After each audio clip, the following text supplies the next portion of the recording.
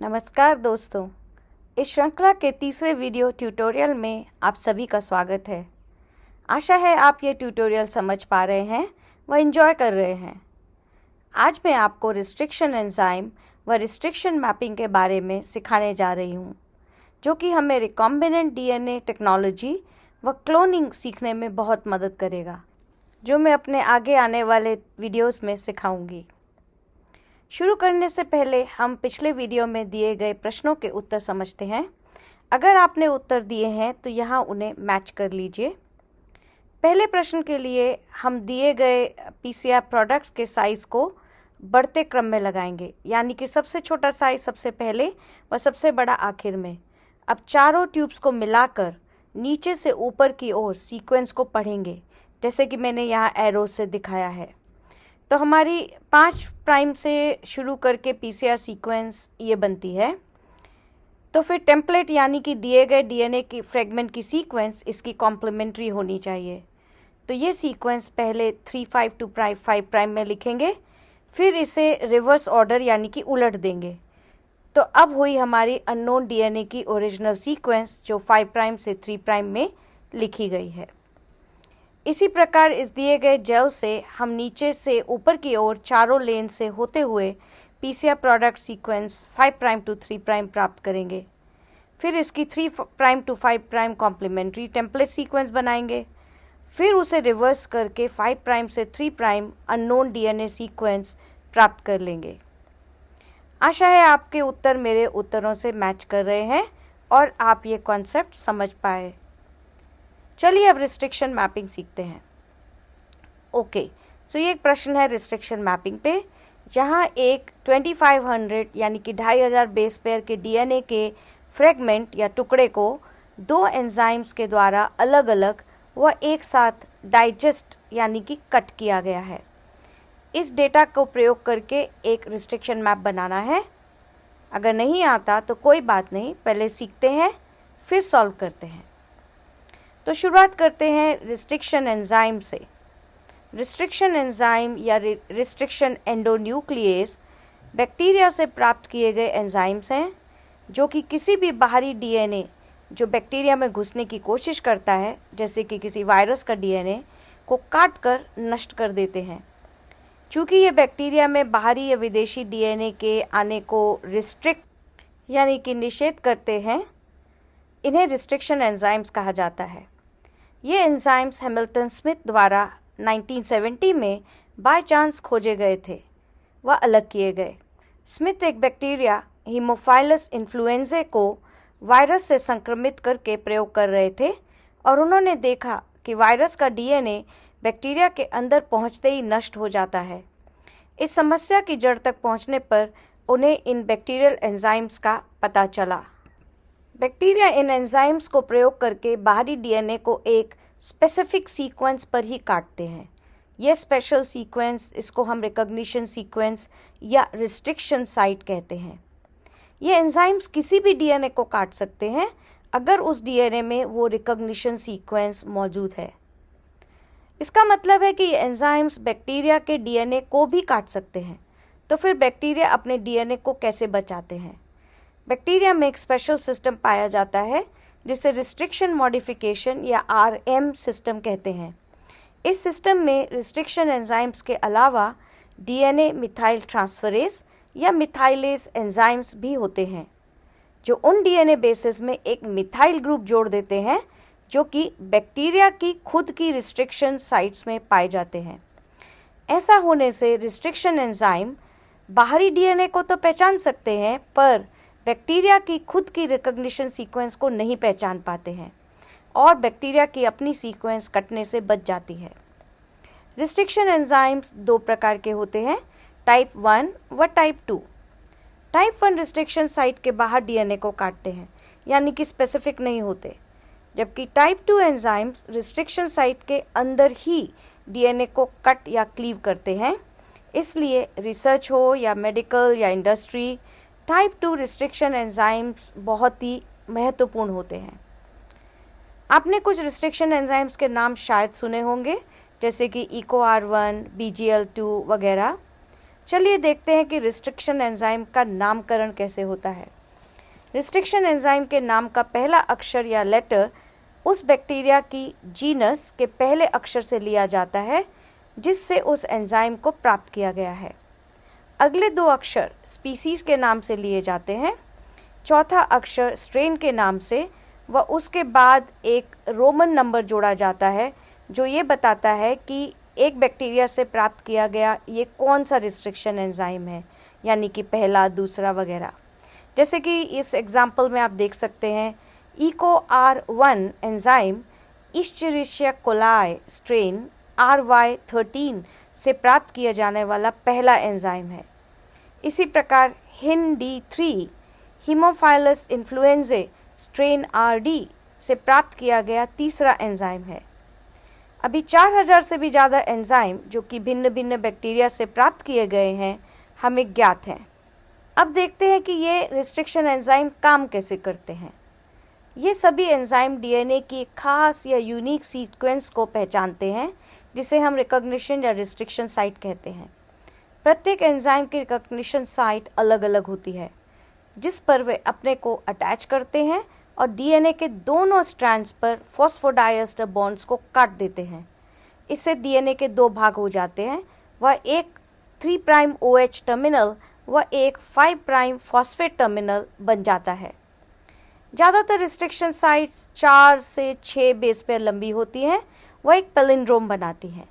Palindrome क्या है? Palindrome ऐसा एक सीक्वेंस है जिसको हम दाईं ओर से पढ़ें या बाईं ओर से पढ़ें एक ही चीज़ पढ़ने में आती है, जैसे कि नर्सेस रन, आप इसको कहीं से भी पढ़िए, एक ही बात है। इसी प्रकार रिस्ट्रिक्शन साइट्स को हम 5' से 3' पढ़ें ऊपर के स्टैंड पे या नीचे के स्टैंड पे 5' से 3' पढ़ें, ये एक ही सीक्वेंस पढ़ते हैं जैसा कि मैंने यहाँ पर दिखाया है। जब रिस्ट्रिक्शन एंजाइम डीएनए के दोनों स्ट्रैंड को दो विशेष या पर्टिकुलर बेस के बीच में काटते हैं तो स्टिकी एंड्स या ब्लंट एंड्स बनते हैं, जैसे कि हम इस उदाहरण में EcoR1 द्वारा बनाए गए स्टिकी एंड्स को देख सकते हैं। यहाँ कट दोनों स्ट्रैंड्स में G व A के बीच में है। याद रहे हम बेसिस की सीक्वेंस को हमेशा 5' से 3' पढ़ते हैं, तो ऊपर के स्ट्रैंड को 5' से 3' पढ़िए और नीचे के स्ट्रैंड को भी 5' से 3' पढ़िए। इस कट के बाद दो डीएनए फ्रेगमेंट्स बन जाते हैं जिनके सिरों पर 4 बेस लंबे सिंगल स्ट्रैंड स्टिकी एंड्स या कोहेसिव एंड्स है। इनकी खासियत यह है कि ये एंड्स अपने कॉम्प्लीमेंट्री किसी भी दूसरे सिंगल स्ट्रैंडेड डीएनए के संपर्क में आने से हाइड्रोजन बॉन्ड बना के वापस आपस में चिपक के डबल स्ट्रैंडेड डीएनए बना सकते हैं।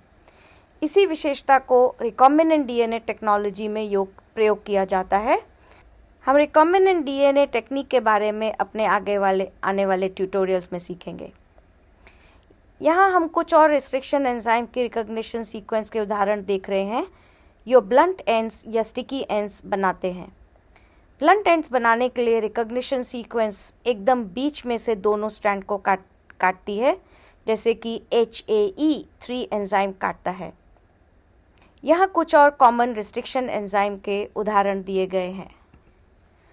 चूँकि type 2 restriction enzyme recognition sequence के अंदर ही डीएनए को काटते हैं, तो हमारे लिए डीएनए के टुकड़ों या फ्रेगमेंट का साइज पता करना आसान होता है।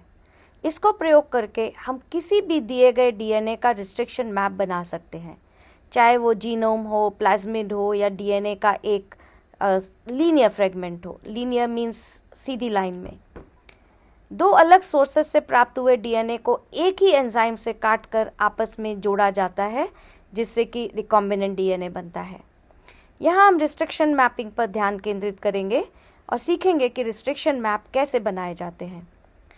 रिस्ट्रिक्शन मैप एक प्रकार की ड्राइंग या मैप है जहाँ पर रिस्ट्रिक्शन एंजाइम की काटने की पोजीशंस या कटिंग पोजीशंस दिखाई जाती हैं। सबसे कॉमन तरीका है कि हम दिए गए डीएनए को पहले दो एंजाइम से अलग अलग काटें, जिसे हम सिंगल डाइजेशन कहते हैं। फिर दोनों एंजाइम से एक साथ काटें, जिसे हम डबल डाइजेशन कहते हैं।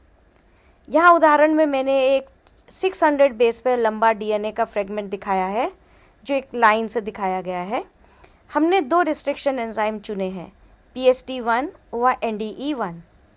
जब हम इस डीएनए को केवल PST1 से डाइजेस्ट करते हैं तो हमें 3 टुकड़े यानी कि 3 रिस्ट्रिक्शन फ्रेगमेंट्स प्राप्त होते हैं, और इसी डीएनए को अगर हम NDE1 से काटते हैं तो 2 ही रिस्ट्रिक्शन फ्रेगमेंट्स प्राप्त होते हैं। चूँकि PST1 व NDE1 की रिकॉग्निशन साइट्स अलग अलग हैं, हमारे रिस्ट्रिक्शन फ्रेगमेंट्स के साइजेस भी अलग अलग हैं।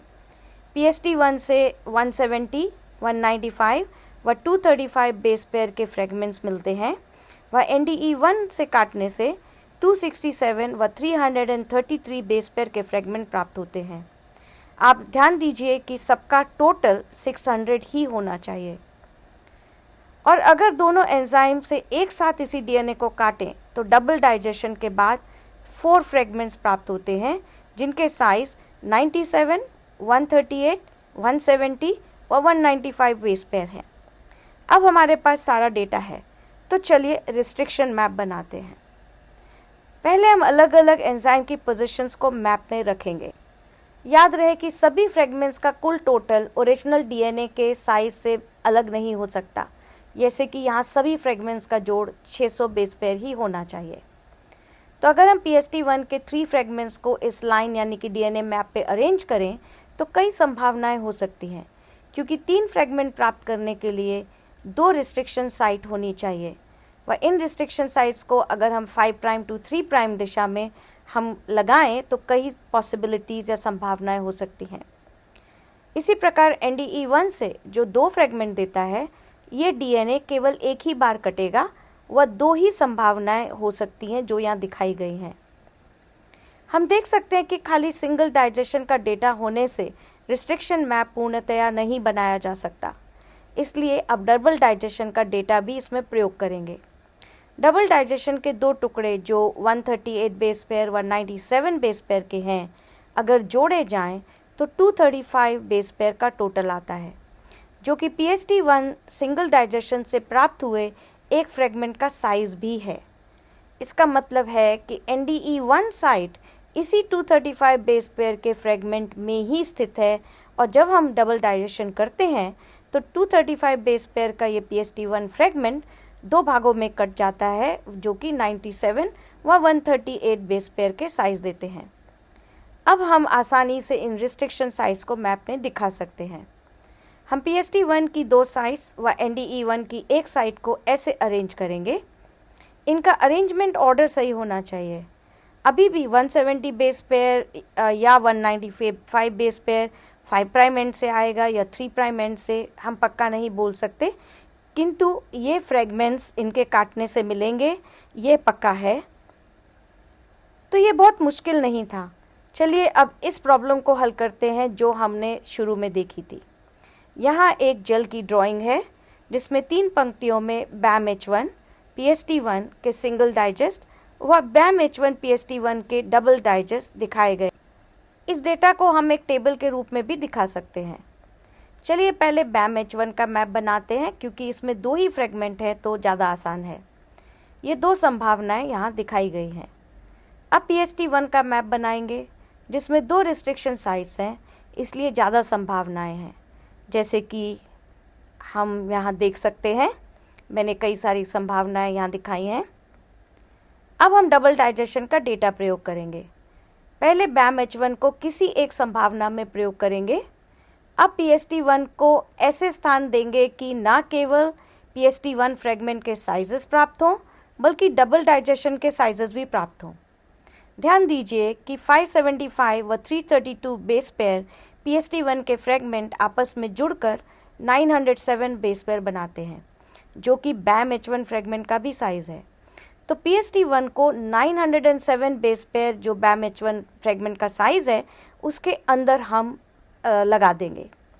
ऐसे ही दूसरे PST1 साइट को 1593 बेस पेयर फ्रेगमेंट में ऐसे लगाना है कि ना केवल डबल डाइजेस्ट के फ्रेगमेंट साइज़ मिले, बल्कि PST1 के फ्रेगमेंट साइज़ भी सही हों।